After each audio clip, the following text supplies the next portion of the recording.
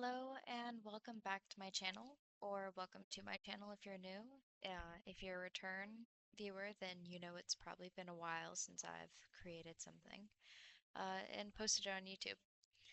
Um, I've been going through a lot of life changes in the past couple years. I graduated college with a bachelor's in architecture.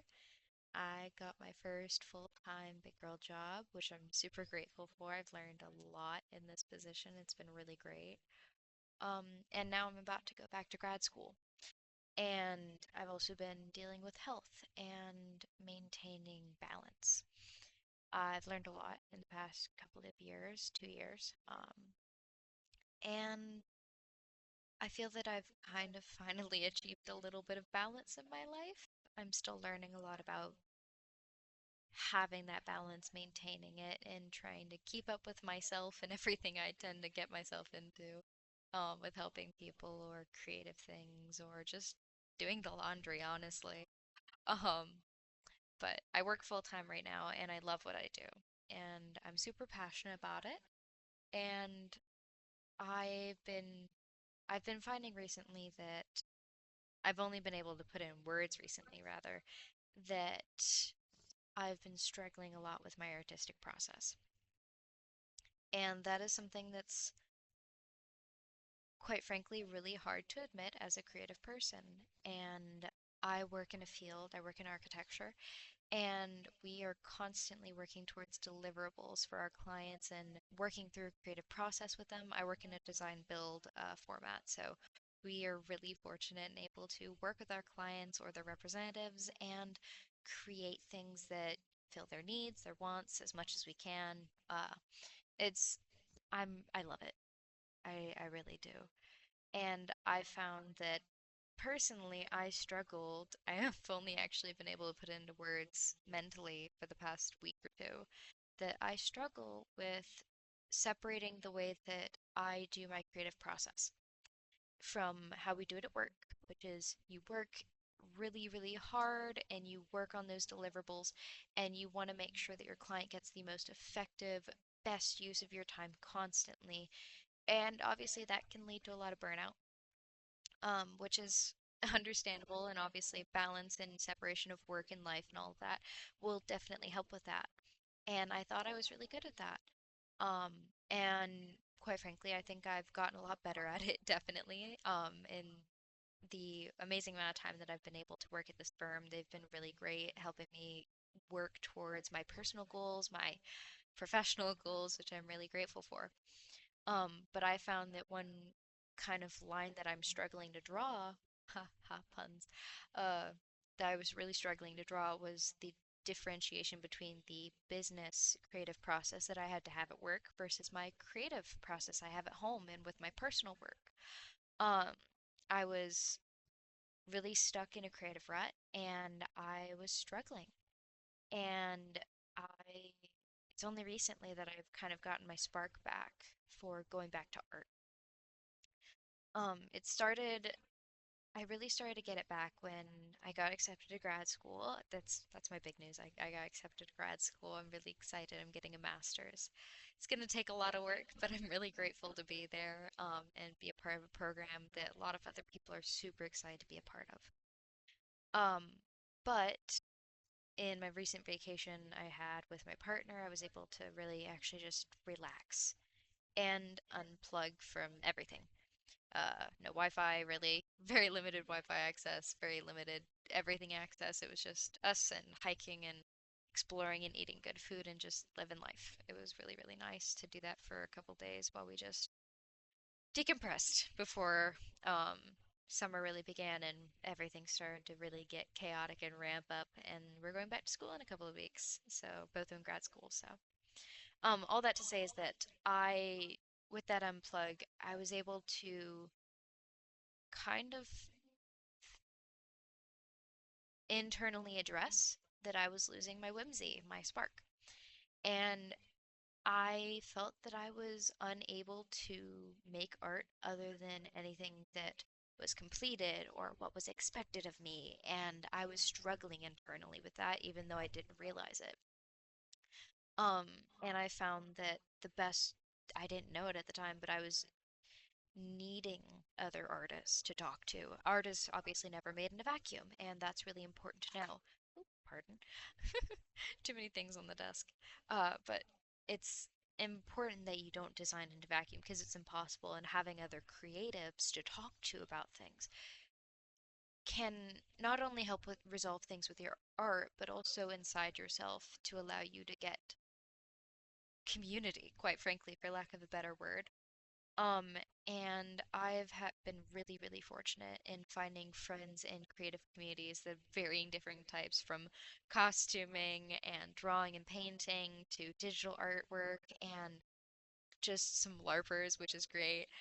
Just a lot of super unique communities, even gardening. I've been able to get a little bit more into that, a little bit, not very much, but a little bit.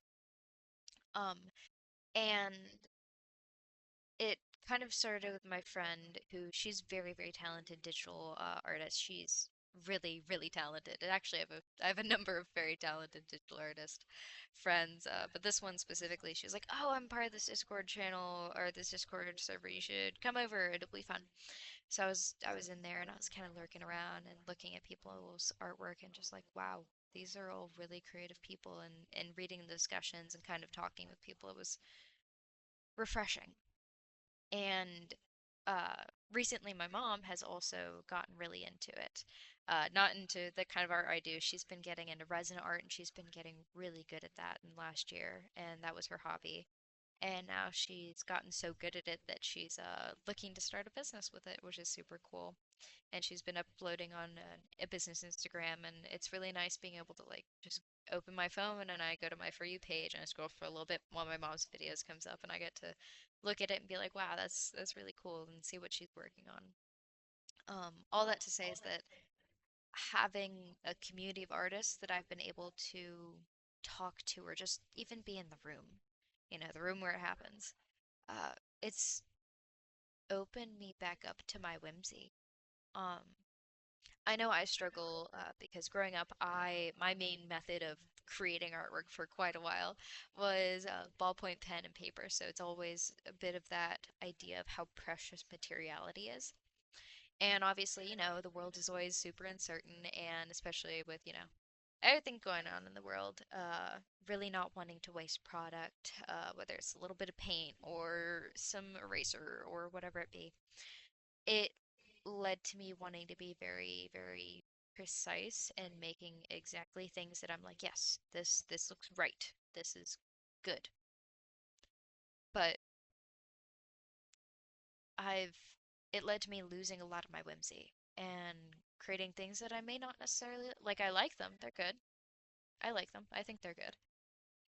But there wasn't a lot of passion behind it. It was more so like, I could see this image. This image, I'll create it. Cool. But I recently got into digital art as I was researching programs that I can use, digital programs like, softwares that I could use after I'm no longer a student when I eventually graduate from with a master's. And when so I don't have any of the free student access programs or the student discounts anymore, so I was looking into those. I'll put it down in below. I'm actually using Krita in this video, and I was taught myself in a different speed paint, but this one is a commission, and I'll get to that in a second. But I was able to go through and do digital artwork for a little bit, and I found that it took a lot of the pressure off of me, which is a bit of accessibility that I never thought about for digital art. Because yes, digital art is very accessible for different reasons. It can be difficult, especially with, the cost of getting a drawing tablet or fancy software, whatever. I was very lucky. I got a gifted $30 drawing tablet at the time it was on sale, about 6 or 8 years ago, and I've used it ever since, and it's great. And I got a free program, which is Krita, and so there it can be slightly hard to get into digital art because there's a learning curve and everything, but I'm more so talking about the accessibility of the mental block because I have been going through so many mental blocks with artwork and creating and being able to do digital artwork and it's like, oh, the control Z, all of that discourse. not even discourse, just people talking about, oh, the all hail control undo and all that. But it's more so that it's digital. It doesn't have a physical weight.